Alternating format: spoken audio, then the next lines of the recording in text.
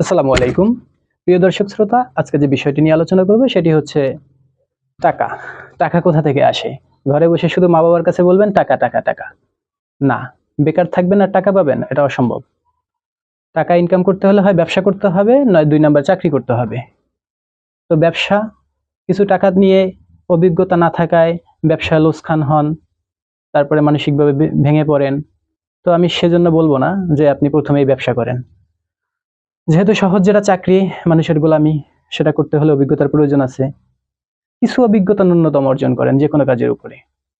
না হয় অন্তত মাইন্ড সেট আপ করেন, কাজ ছোট হোক অথবা বড়, যেকোনো প্লেই শুরু করেন।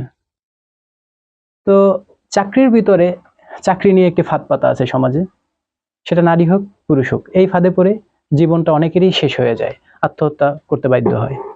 তো এমন কোথাও জয়েন করেন না যেখানে আপনার স্যালারি ঠিক মতো দেয় না, মানসিক প্যারা দেয়, এবং পাশাপাশি মেয়েদের জন্য আসলে তো জবটা খুবই কষ্টকর। ঊর্ধ্বতন কর্মকর্তাকে খুশি করতে হয়, বসের সাথে লং ড্রাইভে যেতে হয়। তো মেয়েদের চাকরি করতে গেলে অবশ্যই সতর্ক হবেন। আসলে প্রতিষ্ঠান কেমন, প্রতিষ্ঠানের কর্মকর্তারা কেমন, প্রতিষ্ঠানের গ্রহণযোগ্যতা কতটুকু।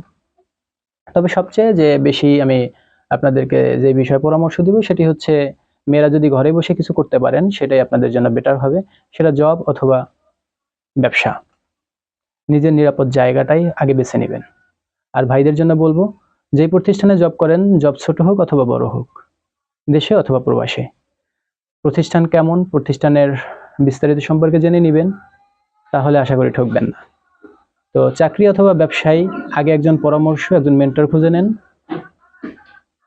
আগে যদি আপনি সতর্ক হন তাহলে আশা করি ঠকবেন না। চাকরি অথবা ব্যবসার জন্য আমাদের কাছ থেকে পরামর্শ নিতে পারেন।